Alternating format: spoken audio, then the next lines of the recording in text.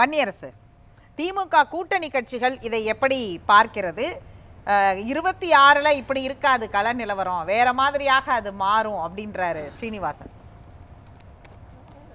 இல்லை, அது சரிதான். அவர் சொல்கிறது வந்து கள நிலவரம் மாறும் அப்படிங்கிற எந்த மாற்று கருத்தும் இல்லை.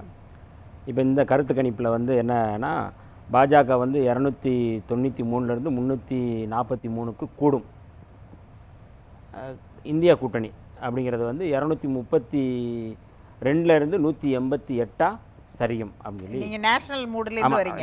அப்படி தான் நான் அவங்க சொன்னதுலேருந்து நான் சொல்கிறேன். நான் இது வந்து இதுக்கு பேர் வந்து மூட் ஆஃப் த நேஷன். நான் என்ன சொல்கிறேன்னா, இது விஷ் ஆஃப் த பிஜேபி. பிஜேபியை வந்து எப்படி வந்து இப்போ இந்தியா முழுக்க விஷா இருக்கலாம், தமிழ்நாட்டுக்கு சொல்லும் போதும் அது விஷ் ஆஃப் த பிஜேபி. அது இல்லை, அதுக்காக ஏன்னா இல்லை அதுவும் ஒன்று இருக்குது. இப்போ பாருங்களேன், அதிமுக வந்து இப்போ வந்து அவங்க வாங்கியிருக்கிற சதவீதம் வந்து 23%. ஆனால் இப்போ எடுக்கிற அந்த கருத்து கணிப்புப்படி அவங்களுக்கு 20% தான் இருக்கும். அப்போ மீதி வந்து 3% குறையுது. ஆனால் பிஜேபிக்கு வந்து 18% இருந்தது. இப்போ வந்து அது 21 கூடுது அப்படின்னு சொல்லி, இதுதான் விஷ் ஆஃப் த பிஜேபி நான் சொல்கிறேன். நான் இது வந்து ஏற்கனவே இதே குரூப் சி ஓட்டர்ஸ் அதிமுகவை டார்கெட் பண்ணி தான் அவங்க பாஜக வேலை செய்கிறாங்கன்னு சொல்கிறீங்களா? அவங்க வாக்கு வங்கியை டார்கெட் பண்ணி இல்லை, அது ஒரு இணைப்புக்காக அதை இப்போ உருவாக்குறாங்க. இது ரொம்ப முக்கியமானது. இப்போ இதே சி ஓட்டர்ஸு ஏபிபியோடு வந்து கடந்த 2024 கருத்து கணிப்பு எடுத்தாங்க. அந்த கருத்து கணிப்பில் என்ன சொன்னாங்க? பாஜக வந்து 353லேருந்து 383 வரை அவங்க வந்து டார்கெட் இதான் அவங்களுக்கு கிடைக்கும் அப்படின்னு சொல்லி சொன்னாங்க. இந்தியா கூட்டணி என்ன சொன்னாங்க? 152லேருந்து 152 இல்லை 183 இதுக்குள்ளே தான் இருப்பாங்க அப்படின்னு சொல்லி சொன்னாங்க. ஆனால் முடிவுகள் என்னவா சொன்னது? பாஜக அணி வந்து 293 தான் அவங்க வந்து பெற்றார்கள். இந்தியா கூட்டணி 234. இவங்க சொன்னது வந்து 152 தான் சொன்னாங்க. ஆனால் இவங்க வந்து வாங்கினது வந்து 234. நான் புள்ளி விவரங்கள் படியே சொல்கிறேன் நான். அப்போ சி ஓட்டர்ஸ் வந்து அதுவும் கருத்து தவறு. இப்போ இதில் கூடுதலாக இன்னொன்று கருத்து இருக்குது. அதில் ரொம்ப முக்கியமானது, இதே வந்து சி ஓட்டர்ஸ் எடுத்தது இப்போ எடுத்ததில் இந்திய அளவில் வந்து இந்த 37% பேர் வந்து சொல்கிறாங்க வாழ்க்கை தரம் வந்து இந்திய அளவில் வந்து குறைஞ்சிருக்கு, சரிஞ்சிருக்கு. இதில் வந்து பங்கெடுத்தவர்கள் மொத்தம் 5269 பேர் தான். இதில் வந்து இன்னமும் சரியும், பணவீக்கத்தின் மூலமாக இந்தியா வந்து மிக மோசமான பொருளாதார வளர்ச்சி குறைஞ்சிருக்கு அப்படிங்கிறதையும் அதில் சொல்கிறாங்க. இப்போ 2 செய்தியை நம்ம வந்து சொல்ல வேண்டியிருக்கு. இந்தியா முழுக்க வந்து பாஜகவுக்கு எதிராக தான் இருக்குது. மக்கள் வந்து இன்றைக்கி வந்து ஒரு எதிரான மனநிலையில் இருக்கிறாங்க. பைரோன் சிங் வந்து அந்த எதிரான மனநிலையை வந்து உறுதிப்படுத்துகிறாரு. உடனே வந்து ரிசைன்மெண்ட் வர்றாரு. 2 வருஷமாக 3 வருஷமாக அங்கே வந்து ஒன்றும் நீங்கள் வந்து அமைதிப்படுத்த முடியல, இனப்படுகொலை நடந்துக்கிட்டு இருக்குது, என்ன செய்கிறீங்க அப்படிங்கிறத. ஏன்னா அந்த மாநிலத்துக்குள்ளேயே அவர் வந்து நடமாட முடியலை அல்லது அந்த அரசியல் பண்ண முடியலைங்கிறதுனால அந்த இடத்துக்கு நகர்றாரு.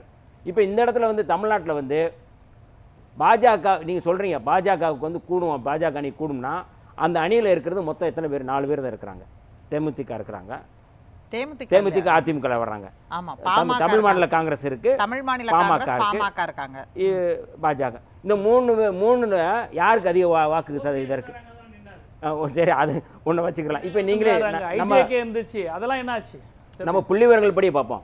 பாஜக தனியாக அங்க தான் இருந்தாரு. அப்படி ஒண்ணு நிறைய சிறிய கட்சிகள் இருக்கிறாங்களா, அதெல்லாம் வந்து அவங்க அந்த சாதி வாக்குகளை வந்து தூக்குறதுக்காக, சாதி வாக்குகளை வந்து எடுக்கிறதுக்காக அவங்க வந்து நிறுத்துறாங்க. இப்போ இந்த பின்னணியில் பார்த்தா நீங்கள் வந்து பாமகக்கு வாக்கு சதவீதத்தை விட வந்து பிஜேபிக்கு வந்துருமா? இவங்க ஒட்டு மொத்தமாக வந்து இவ்வளோ கூடியிருந்தா அவங்களுக்கு. அதனால தான் விஷ் ஆஃப் த பிஜேபின்னு சொல்கிறேன் நான்.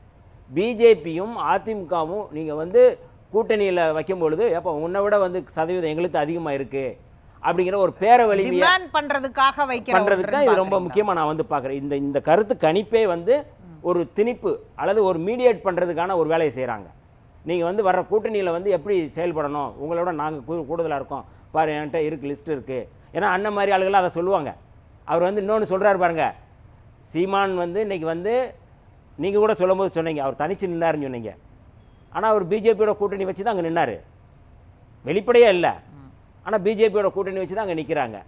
அதை உறுதிப்படுத்துகிற விதமாக தான் அண்ணன் சொன்னார். என்னென்னா மோடியே சொல்லுவார் சீமான் வந்து அவர் சீஃப் மினிஸ்டர் கேண்டிடேட்டாக அவர் வந்து நிறுத்துவார் அப்படின்னு சொன்னால், அவர் வந்து பெரியாரை எதிர்ப்பை கூட விட்டுருங்க, அவர் வந்து ஒரு வலதுசாரியினுடைய ஐடியாலஜியை ஏற்றுக்கொண்டவர் அப்படிங்கிறது அண்ணனே உறுதி. ஏன்னா அவர் நெருக்கமானவர் சீமானுக்கு, அவருக்கு ஆலோசனை சொல்லக்கூடியவர். அப்படிப்பட்டவரே இங்கே உறுதிப்படுத்தும் போது நான் அதை அவருடைய கருத்துலேருந்து நான் சொல்கிறேன், நான் மிகைப்படுத்தியோ இல்லை நான் என்னுடைய கருத்தை நான் சொல்லலை. அப்போ அவர் வந்து ஒரு சீஃப் மினிஸ்டர் கேண்டிடேட்டாக முதல்ல ஒரு வேட்பாளரை அறிவிக்கிறார் அப்படின்னா ஒரு வலதுசாரி வேட்பாளர் தான் அவர் அப்படிங்கிறது எந்த மாற்று கருத்தும் இல்லை. ஆர்எஸ்எஸ்னுடைய ஒரு முகவராக தான் அவர் வந்து நிறுத்தப்படுவார் அப்படிங்கிறது அண்ணன் சொல்கிறாரு. இப்போ வலதுசாரி இடதுசாரி தான் இதில் பார்க்கணும். இப்போ வலதுசாரிகளும் யார் யார் பக்கம் போவாங்க அப்படிங்கிறத வந்து நம்மளே பார்த்துக்கலாம். அதிமுக அந்த பக்கம் தான் போகுது. எல்லாருமே அது அப்பவே முடிவு பண்ணிட முடியுமா? நாங்க தனிச்சு நிப்போன்றாரு ஸ்ரீனிவாசன் தான் சொல்றாரு. நிக்கணும் அப்படிங்கிறது எங்களுடைய விருப்பம். நிக்க விடுவாங்களா அப்படிங்கிறது இப்போ நடக்கிறத வச்சு நம்ம பேசலாம். இப்போ அதை வச்சே நம்ம பேசலாம்.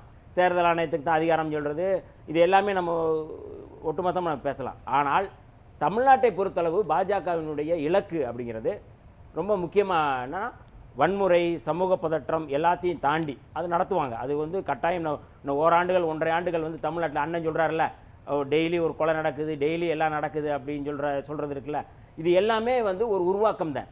நீங்கள் சொன்னது போல் வந்து எல்லா காலங்கள்லையும் வந்து இந்த மாதிரியான சம்பவங்கள் நடக்குது. நீங்கள் அது ஜெயலலிதா அம்மையார் காலத்திலேருந்து போய் ஆசிட் எடுத்து சந்திரலேகா மூஞ்சில் ஊற்றுற ஆட்சி இல்லை இந்த ஆட்சி. சட்டமன்ற உறுப்பினர்களை வழிமறித்து தாக்குதல் நடத்தி படுக்க வச்ச ஆட்சி இல்லை இந்த ஆட்சி.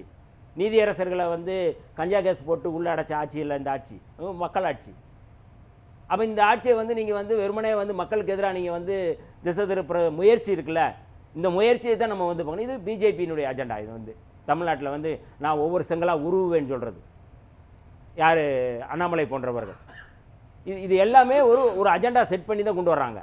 இதில் வந்து ரொம்ப முக்கியமானனா இப்போ வந்து பவன் கல்யாண் வந்து இன்றைக்கி வந்து சனாதன யாத்திரை தொடங்குறாரு. அங்கே வந்து வர்றாரு, தமிழ்நாட்டுக்கு வர்றாரு. அவருடைய பேட்டியில் ரொம்ப முக்கியமாக சொல்கிறார், விஜயை பற்றியும் சொல்கிறார். அவர் நல்லது செஞ்சால் வந்து இதே பவன் கல்யாண் வந்து எப்படி வந்து ஆந்திராவில் செயல்பட்டார் அப்படிங்கிறது எல்லாருக்குமே தெரியும். ஆனால் இன்றைக்கி அவர் எப்படி செயல்படுறாரு அப்படிங்கிறத நம்ம வந்து பார்க்குறோம். அப்போ பாஜகவினுடைய அஜெண்டாக்களில் இன்றைக்கி வந்து சீமான் ஒரு அஜெண்டா, விஜய் ஒரு அஜெண்டா. அவங்களுக்கு இலக்கு வந்து ரொம்ப முக்கியமான இலக்கு வந்து திமுக கூட்டணியை அல்லது திமுக இருக்கக்கூடாது, திராவிட அரசியல், திராவிட ஐடியாலஜி இருக்கக்கூடாது, ஆரிய ஐடியாலஜி தான் இருக்கணும். இந்த ரெண்டையும் சரியாக நம்ம வந்து பார்க்க வேண்டிய தேவை இருக்குது. அப்போ இந்த பின்னணியிலிருந்து தான் இன்றைக்கி வந்து இந்த ஓட்டர்ஸுடைய கருத்து கணிப்பையும் நம்ம முன்னெடுக்க வேண்டியது இருக்குது. அப்படி பார்த்தா திமுக கூட்டணிக்கு அதிக எண்ணிக்கை தானே கொடுக்கப்பட்டிருக்கு. அப்ப நீங்க இவ்வளவு இதுக்குள்ள உள்ளீடு நுண்ணரசியலா இது எல்லாத்தையும் ஒரு விஜிலண்டா பாக்குறீங்க அப்படிங்கிறது அது ஒவ்வொரு கட்சியும் பார்க்க வேண்டிய ஒண்ணு. அதை வன்னியரசு உங்களுடைய அரசியல் பார்வையில மதிப்பிடுறீங்க. ஆனா ஒரு கேள்வி இருக்குல்ல, உங்களுக்கு மிகைப்படுத்தி கொடுக்கப்பட்டிருக்கு, குறைக்கல உங்களோட வாக்கு சதவீதம், இன்னும் அதிகரிச்சிருக்கிறதா தான். இவ்வளவு அஜெண்டாக்கள் செட் பண்ணப்பட்டதும் உங்க வாதத்தின் அடிப்படையில செட் பண்ணப்பட்ட பிறகும் 5% கூடி இருக்குன்னு ஏன் கொடுக்கணும்ன்ற ஒரு கேள்வி. இது wish of the BJP, mood of the nation இல்லைன்னு சொன்ன கேள்வியிலிருந்து கட்டமைக்கல. கரெக்ட் தான். இப்போ திமுக கூட்டணிக்கு வந்து வெறும் 5% தான் கூடியிருக்கு, பிஜேபி கூட்டணிக்கு 3% கூடியிருக்கு. இதுலேருந்தே நீங்கள் வந்து பார்க்கணும்ல, நீங்கள் போடும்போதே சரி இதுலேயும் ஒன்று நம்ம இதில் வந்து ஏதாவது வந்து கால்குலேஷனில் வந்து ஏதாவது தவறாக நடந்துடக்கூடாது அப்படிங்கிற இடத்துல அதை கொண்டு வந்து நகர்த்தினா கூடுதலாக. என்னை கேட்டால் வந்து இன்னும் கூடுதலாக கட்சிகள் சேர்ந்து 5%, அவங்க 3 கட்சிகள் தான் இருக்காங்க, அவங்களுக்கு 3% அந்த அடிப்படையில் சொல்கிறேன். அதனால தான் எத்தனை பார்ட்டிஸ் இருக்குன்னு சொல்கிறோம் நம்ம. இப்போ விடுதலை சிறுத்தைகளுக்கு இன்றைக்கி தமிழ்நாட்டில் வந்து தமிழ்நாடு முழுக்க எல்லோருக்குமே தெரியும், தமிழ்நாட்டில் இன்றைக்கி வலிமையாக திமுக அதிமுகவுக்கு அடுத்தபடியாக வலிமையாக வாக்கு வங்கி உள்ள ஒரு கட்சி இருக்குது அப்படின்னா விடுதலை சிறுத்தைகள் தான். அதில் வந்து அண்ணன் ரவீந்திரன் துரைசாமி அவர்களே பல இடங்களில் சொல்லியிருக்கிறாரு. அதில் வந்து எந்த மாற்று கருத்தும் இல்லை. ஏன்னா இன்றைக்கி வந்து வாக்கு சதவீதத்தை வந்து ஒவ்வொரு இடங்களையும் வந்து வலிமையாக முன்னிறுத்துகிற கட்சி விடுதலை சிறுத்தைகள், இடதுசாரிகள், மறுமலர்ச்சி திராவிட முன்னேற்ற கழகம், மனிதநேய மக்கள் கட்சி, தமிழக வாழ்வுரிமை கட்சி, நீங்கள் எல்லாத்தையும் நீங்கள் வந்து காங்கிரஸ் எல்லாரும் சொன்னால் இவ்வளவு கட்சிகள் இருந்துட்டு வெறும் 5% தான். இதிலேருந்தே நீங்கள் வந்து அவங்களுடைய கால்குலேட் சொல்லலாம். அவங்க குறைச்சிக்கிட்டோம்னா வந்து ஒட்டுமொத்தமாக வந்து இக்னோர் பண்ணிடுவாங்க. அப்போ அதை பண்ணக்கூடாதுங்கிறது ஒரு மைண்ட் செட்டை உருவாக்குறது. ரொம்ப இது வந்து கவனமாக பிஜேபியினுடைய இந்த அஜெண்டாவை வந்து ஒரு முழுக்க மனநிலை அல்லது உளவியலை வந்து உருவாக்குற ஒரு வேலை தான். இன்றைக்கி இந்தியா முழுக்க என்ன நிலவரம்? பாஜகவினுடைய செயல் திட்டம் என்னவா இருக்குது? பாஜகவுக்கு எதிர்ப்பு தான் இருக்குது, வெறுப்பு தான் இருக்குது. ஆனால் அவங்க வந்து இன்னும் கூடுதல் ஆகுவாங்க அப்படின்னா என்ன இது? இதை விட ஒரு மோசமான ஒரு மனநிலை என்னவா இருக்கும்? இந்த வகையில பாருங்களேன், ஒவ்வொரு முறையும் நீங்க அது இந்தியா கூட்டணி கட்டமைத்ததே வந்து இங்க வந்து ஒரு பெரிய அளவுல வந்து இந்தியாவில் வந்து பாஜகவுக்கு எதிரான மனநிலை இருக்கு அப்படிங்கிற இடத்துல இருந்தோம். மதச்சார்பின்மை, அரசியலமைப்பு சட்டத்தை பாதுகாப்பது, இப்படி உங்களுக்கான அஜெண்டாக்கள் நீங்கள் சொன்ன பல விஷயங்கள் இதற்குள்ள இருக்கும். நான் சும்மா இதை மட்டும் குறிப்பிடுறேன். அப்படி நீங்க சொன்ன இடத்துல இருந்தும் மக்கள் மனநிலையிலிருந்து இதே சி ஓட்டருடைய கருத்து கணிப்பையெல்லாம் தாண்டி அவர்கள் தான் 3வது முறையும் ஆட்சியில் அமர்ந்திருக்கிறாங்க. மக்கள் தான் அந்த மேண்டேட் அவங்களுக்கு கொடுத்துருக்குறாங்க. அவங்க கூட்டணி ஆட்சி அமைச்சாங்கங்கிறத தாண்டி அவங்களுக்கு தான் 3வது முறையும் ஆட்சி. அந்த இடத்துல இருந்து பார்க்கும்போது மீண்டும் மீண்டும் நீங்கள் அவங்களுக்கு எதிராக ஒன்று இருக்குது, ஆனால் வந்து மூட் ஆஃப் த நேஷன் வேறையா இருக்குது, இது பிரதிபலிக்கிறது வேறையா இருக்குங்கிறீங்களா? ஆனால் எலெக்ஷனுடைய mandate mood of the nation வந்து அவங்களுக்கு தானே 3வது முறையாக கொடுத்துருக்குறாங்க. இல்லை, நீங்கள் சி ஓட்டர்ஸ் சொன்னதில் வந்து பெரும்பான்மையாக வந்து யார் வருவாங்கன்னு தெரியும். போன முறை கொடுத்ததில் வந்து இந்த முறை அரசு வந்து மைனாரிட்டி அரசா இல்லை மெஜாரிட்டி அரசா? என்னுடைய கேள்வி அதுதான். நீங்கள் வந்து சந்திரபாபு நாயுடு போன்றவர்கள், நிதிஷ்குமார் நல்லவே இல்லை, நான் என் கேள்வியிலே சேர்த்து அதை கேட்டுட்டேன் உங்ககிட்ட. அவங்க கூட்டணி ஆட்சியா இருந்தாலும் 3வது முறையா அதுதான் நீங்க அதை தான் கவுண்டர் எனக்கு வச்சிருப்பீங்க நீங்க. இந்த பின்னணியில் இவங்க வந்து என்ன பண்ணியிருக்கிறாங்க, இப்போ வந்து மகாராஷ்டிரா தேர்தலில் சமீபத்தில் வந்து மரியாதைக்குரிய ராகுல் காந்தி அவர்கள் கொடுத்த பேட்டியில் தேர்தல் ஆணையத்தை கைப்பற்றி, ரொம்ப முக்கியமானது, தேர்தல் ஆணையத்தை அவர்கள் வந்து கைப்பற்றி வாக்காளர்கள் ஒரே ஒரு ஆண்டுக்குள்ளே வந்து அவங்க மொத்தம் வந்து இந்த வாக்காளர்கள் எண்ணிக்கையை சேர்க்கும் பொழுது கூடுதலாக வந்து அவங்க வந்து 9.5 லட்சம் வாக்காளர்களை சேர்த்துருக்குறாங்க. ஆனால் ஒட்டுமொத்தமாக வாக்காளர்கள் எண்ணிக்கையை விட கூடுதலாக இருக்குது அப்படிங்கிறத அவர் வந்து வெளிப்படையாக வந்து அம்பலப்படுத்தியிருக்கிறாரு. அப்போ ஏற்கனவே வந்து தேர்தல் ஆணையத்தினுடைய சீர்திருத்த சட்டம் கொண்டு வந்தாங்க. அதில் வந்து ஜஸ்டிஸுக்கு பதில் யாரை கொண்டு வந்திருக்கிறாங்க நமக்கு தெரியும். அப்போ அவர்கள் வந்து ஒரு ஜனநாயக அமைப்புகள் முழுமையாக வந்து அவர்கள் கட்டுப்பாட்டுக்குள்ளே வைக்கிறாங்க. நீங்கள் வந்து தேர்தல் ஆணையமாக இருக்கலாம், என்ஐஏவாக இருக்கலாம், அல்லது வந்து சிபிஐயாக இருக்கலாம், அல்லது இடியாக இருக்கலாம், எல்லாவற்றையும் அவங்க கட்டுப்பாட்டுக்குள்ளே வைத்து கொண்டு தான் அவர்கள் இந்த வேலையை வந்து நகர்த்துறாங்க. அதை தான் வட மாநிலங்களில் வந்து இந்த நிறைய அதுக்கான வாய்ப்புகளை உருவாக்குறாங்க.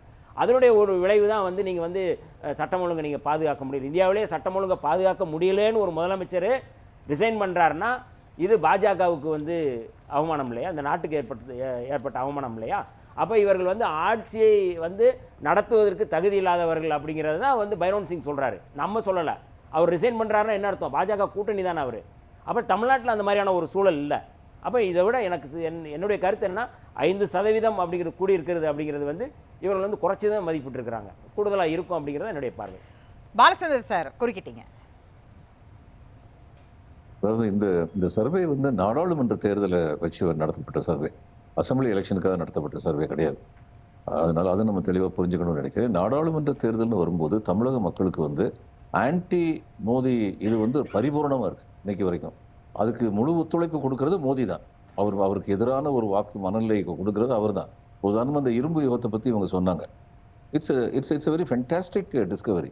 எதுக்கு எடுத்தாலும் திருக்குறளை சொல்றாரு, தமிழ் தான் உலகத்திலேயே மூத்த மொழின்னு சொல்றாரு.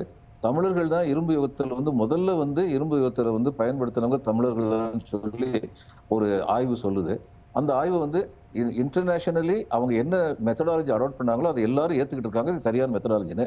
ஏன் பிரதம மந்திரி மௌனம் கேட்குறாரு? அப்போ உண்மையிலேயே தமிழர்களுக்கு ஒரு பெருமை வரும்னா சரி, இவருக்கு அது மனசு பொறுக்காதா அப்படின்னு தமிழர்கள் நினைக்கிறாங்க. அவர் மேலே அவ்வளோ கோவம் வர்றதுக்கு இவரே சூழ்நிலை உருவாக்குறாரு. அது எல்லாமே வந்து ஏற்கனவே இவங்களுக்கு ப்ரோ இன்கம்பன்சின்னு சொல்லி திரு பரந்தாமன் சொன்னது சரிதான். ப்ரோ இன்கம்பன்சி இருக்கிறது, அதுல சந்தேகம் கிடையாது. ஏன்னா இந்த உரிமை தொகையாகட்டும், அல்லது பஸ் பிரயாணமாகட்டும், அல்லது மாணவர்களுக்கு கொடுக்குற தொகையாகட்டும், இது எல்லாமே வந்து வித்தவுட் எனி லீக்கேஜ் டைரக்டா போய் சேருது. அவர் சொன்னது உண்மை. மகாராஷ்டிராலையும் மத்திய பிரதேசலையும் இவங்களுடைய மாடல் தான் அவங்க ஃபாலோ பண்ணாங்க. அப்ப அந்த மக்கள் வந்து அவங்களுக்கு சாதகமாக தான் இருப்பாங்க, இது நமக்கு கிடைச்சதுன்னு சொல்லி. அதனால இந்த இவங்களுக்கு வந்து ஸ்டாலினுக்கு ப்ரோ இன்கம்பன்சி இருக்குங்கிறது அந்த நாடாளுமன்ற தேர்தலையும் பிரதிபலிக்கத்தான் செய்யும், அதுல சந்தேகமே கிடையாது தமிழ்நாட்டை பொறுத்த மட்டும். அதனால தமிழ்நாட்டை பொறுத்த மட்டும் பிஜேபிக்கு வந்து எல்லாரையும் சேர்த்து வச்சு ஒரு கூட்டணி அமைத்தால் ஒழிய, ஆனா அந்த எல்லாரும் சேர்த்து கூட்டணி அமைக்கும் போது பல கேள்விகள் எழும். விஜய் வந்து கேள்வி வைப்பாங்க, நீங்க என்ன திராவிடத்தின் பெயரை சொல்லி திராவிட கட்சிகள் கொள்ளையடிச்சாங்கன்னு சொன்னீங்களே, அப்ப அதுல ஏடிஎம்கே இன்க்ளூடர் இல்லையான்னு கேட்பாங்க மக்கள். அதுக்கு பதில் சொல்லணும். பெரியாரை பற்றி விமர்சிப்பதற்கு எல்லாருக்குமே உரிமை உண்டு, யாரை பற்றி விமர்சிப்பதற்கு எல்லாருக்குமே உரிமை உண்டு. ஆனால் அப்பட்டமான பொய்களை கூறி விமர்சித்தது சீமான் செய்த மிகப்பெரிய தவறு. பெரியார் சொன்னது பொய். அவர் கோட் பண்ணார் பெரியார். ரெண்டுக்கும் பெரிய வித்தியாசம் இருக்கு. இன்னைக்கு வந்து அது மாதிரி யாரும் ஏமாத்திட முடியாது. அதனால இது வந்து சீமானுக்கு ஒரு சர்க்கிள், அவர் பண்ணிருக்க கூடாது. இதையெல்லாம் சேர்த்து வச்சுக்கிட்டு இவங்க வந்து ஒரு கூட்டணி அமைச்சாங்கன்னா அந்த கூட்டணி மேல மக்களுக்கு மரியாதை வராது. அதுதான் உண்மை. தமிழ்நாட்டை பொறுத்த மட்டும், இந்தியாவை பொறுத்த மட்டும் பிஜேபியை மாதிரி தன்னுடைய தவறுகளை சரி செய்யற கட்சி இன்னைக்கு வேற எந்த கட்சியுமே கிடையாது தேர்தலை பொறுத்த மட்டும். இன்னைக்கு பாருங்க, இந்த நாடாளுமன்ற தேர்தல் மட்டுமில்ல, டெல்லியில ஜெயிச்சிருக்காங்க. அது தவிர உத்தரப்பிரதேசத்தில் நடந்த பை எலெக்ஷன், இதுக்கு சட்டமன்றத்துக்கு நடந்த பை எலெக்ஷன் ஜெயிச்சிருக்காங்க. இது எதை காட்டுது? They are quick to learn from there mistakes. இங்க அது நடக்கல தமிழ்நாட்டுல, ஆனா மற்ற இடங்களில் அது நடந்துகிட்டு இருக்கு. இதுதான் உண்மை. பேசலாம் சுருக்கமா.